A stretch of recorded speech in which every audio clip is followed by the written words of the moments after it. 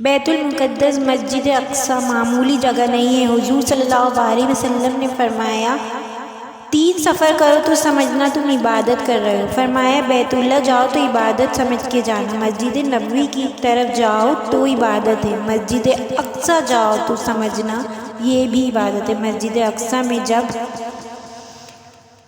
ایک نماز پڑھی تو اسے 25,000 نمازوں کا ثواب ملے گا۔ یہ وہ مسجد ہے جس کے ساتھ معراج شریف جڑا ہوا ہے۔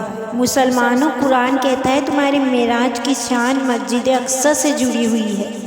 جس محبوب کو معراج کرائی تو مسجد اقصی میں کیسے کرائی؟ معمولی بات ہے، معمولی جگہ ہے مسجد اقصی، معمولی جگہ ہے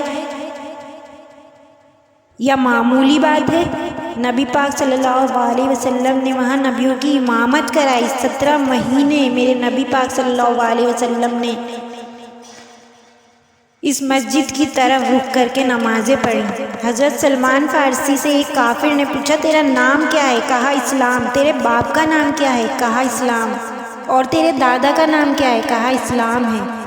ہم پہلے مسلمان ہیں، تو کیا پوچھے گا؟ میرا سارا دین محمد کا دین ہے۔